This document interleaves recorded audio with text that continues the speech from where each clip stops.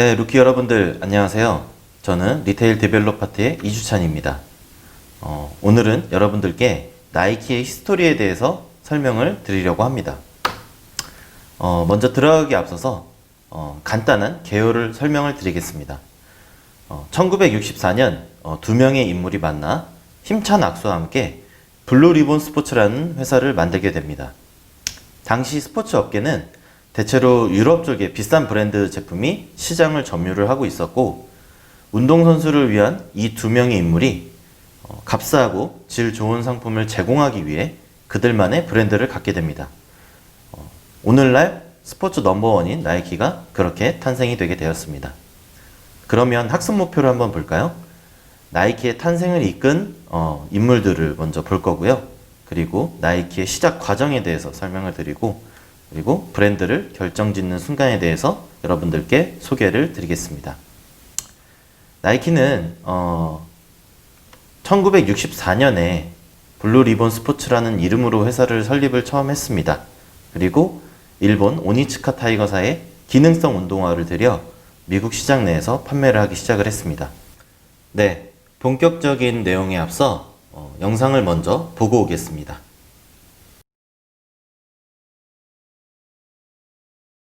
To this point, it's probably the biggest handshake of my life.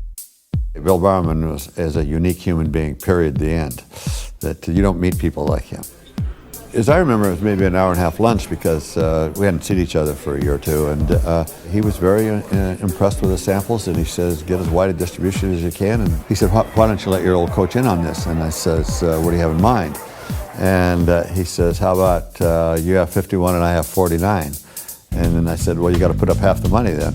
And he said, I will. So there again, first he wants in. Two, he's willing, he's not a wealthy man by any means. I mean, he's a college professor, basically. My training at Stanford Business School would say, don't give away half the company. And the flip side of it, this is Bill Bowerman, and he's given me the ultimate endorsement. And as some shrinks have said later, part of the reason you do this company is so you can stay associated with Bowerman, who you admired so much. But all of those things were going through my head, but the overriding emotion was excitement, really a thrill, actually. I said, here we go, and this is going to be really great. When the lunch ended, we got up and we shook hands on the deal and parted. Well, we didn't know at the time, at the exact same moment, January 25th, 1964, 250 miles south in a small Oregon lumber town, a candle was being lit. It was Steve Roland Prefontaine's 13th birthday. I think really the Nike culture, which is one of its great strengths, really comes out of that handshake. The positive emotion, the athletic field, the father-son, the commitment, the honesty, the trust. All those positive things that a handshake represents, I think, really have filtered down to this day, 50 years later, where it still impacts us. And I hope so. I hope that's true, and I hope it's true 50 years from now.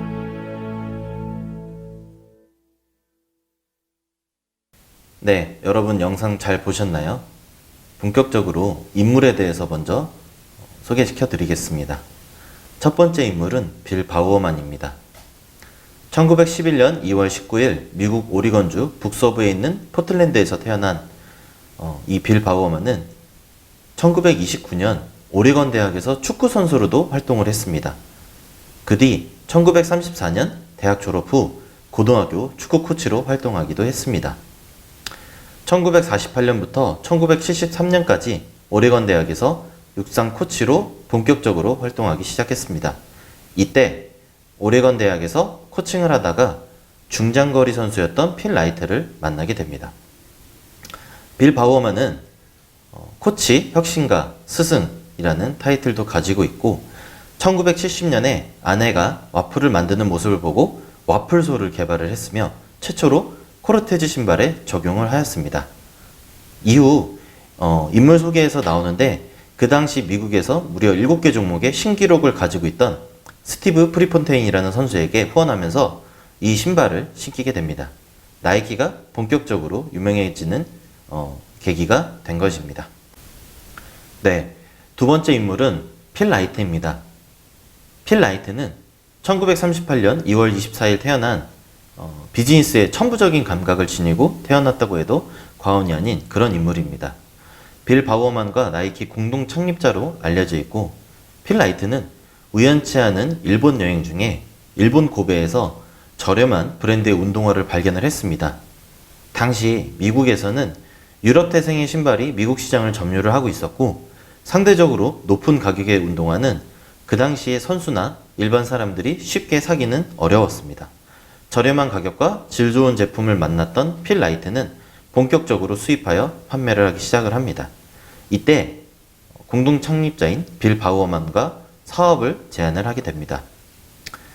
영상에서도 만나보셨듯이 그들은 각각 $500씩 투자하여 총 200쪽의 신발을 오더를 했고, 본격적으로 블루리본 스포츠라는 회사 이름으로 육상 경기장에 트랙으로 직접 가서 판매를 하게 됩니다. 1971년 매우 유명한 일화인데요.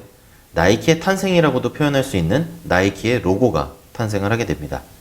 당시 포틀랜드 대학원에서 회계사로서의 강의를 하다가 비즈니스가 시작되면서 로고 제작을 그 당시 학생이었던 캐롤린 데이비슨에게 의뢰를 하게 되며 $35라는 적은 돈의 수시가 탄생을 하게 됩니다. 네, 다음은 스티브 프리폰테인에 대해서 알아보겠습니다. 그는 1970년 미국 최고 중거리 달리기 선수였고, 나이키의 정신적인 지주라고도 표현이 되는 위대한 인물입니다. 1951년 오리건주 작은 벌목마을에서 태어난 스티브 프리폰테인은 대학 시절 훌륭한 코치와 함께 7개의 종목을 석권한 70년대 럭스타와도 같은 선수로 기억에 남았습니다.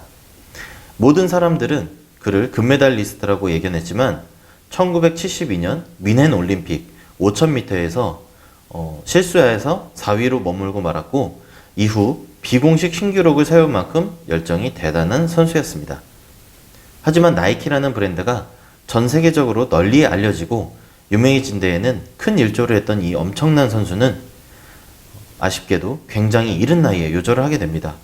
1975년 그가 24살인 해에 불의의 교통사고를 당해서 목숨을 잃게 됩니다. 네, 마지막 인물입니다.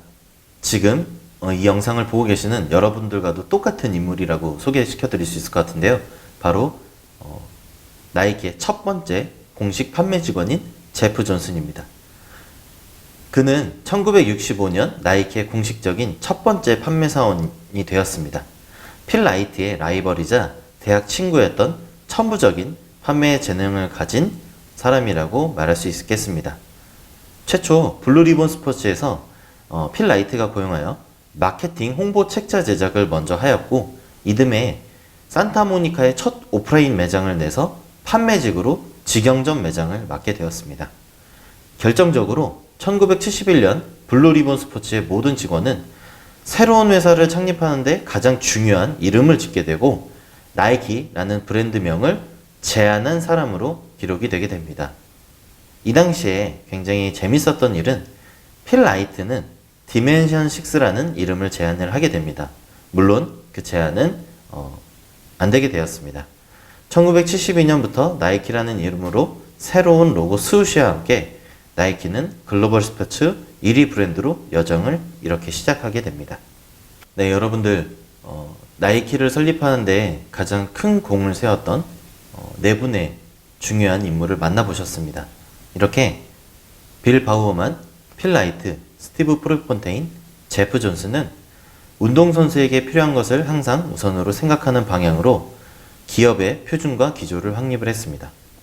네 분 모두 열정이 하나로 합쳐져서 혁신을 추진하는 문화가 되었고요. 이는 오늘날에도 나이키의 혁신을 주도하는 힘을 발휘를 하고 있습니다. 나이키는 모든 기초는 선수를 돕기 위한 마음에서 시작이 되었고, 회사의 이념 또한 포괄적으로 몸을 가진 그 어떤 이에게도 해당되는 마인드로 브랜드가 성장해 나가고 있음을 알 수 있습니다. 굉장히 사소한 것에서부터 영감과 혁신을 얻는 나이키는 오늘날에도 끊임없이 운동선수를 돕기 위한 많은 도전을 하고 있습니다. 여러분들께서 너무나도 잘 아는 나이키의 로고 스우시입니다. 이 로고를 제작한 캐롤린 데이비슨 여사는 운동장의 트랙과 같은 형태, 그리고 휙 소리가 나는 것을 그림으로 표현을 했습니다. 나이키의 브랜드 가치는 현재 2020년 5월 기준으로 $320억, 하나로는 약 38조 원의 가치를 가지고 있습니다. 35달러에 제작된 이 로고는 전 세계 사람들이 가장 좋아하는 브랜드의 로고가 되었습니다. 또한 1980년대에 너무나도 유명한 광고 캠페인이 등장하게 되는데 바로 저스트 두 잇입니다. 나이키가 본격적으로 광고를 시작했던 시기에 당시 광고 대행사 위든 컴퍼니라는 회사에 나이키가 광고를 의뢰를 하게 됩니다. 이 회사의 설립자인 댄 위드는 그 당시에 살인 혐의로 복역 중인 사형수 게리 길모어라는 이 사형수의 마지막 말 Let's do it이라는 말에서 영감을 얻어 만들게 되었습니다. 이 캠페인으로 인해서 미국 내 스포츠 슈즈 시장 점유율이 1988년 18%에서 1998년 43%로 무려 25%라는 엄청나게 높은 숫자로 증가를 하게 되었습니다. 운동선수를 위한 기업이라고 할 수 있고요. 나이키는 설립했을 최초부터 이런 마인드로 운영을 해왔고 오늘날까지도 이어지고 있습니다. 마지막으로 나이키의 미션을 여러분들께서 읽어보시고 항상 기억해 주시기 바랍니다. 전 세계 모든 운동선수에게 영감과 혁신을 제공하는 것은 나이키의 미션입니다. 네, 여러분들 나이키의 역사에 대해서 잘 들으셨나요? 여러분들은 이제 나이키 애슬릿입니다. 언제나 승리하기 위해 최선을 다해주시고 이러한 브랜드의 역사와 설립 목적을 명확히 인지하시면 좋겠습니다. 항상 여러분들을 응원합니다. 여러분 감사합니다.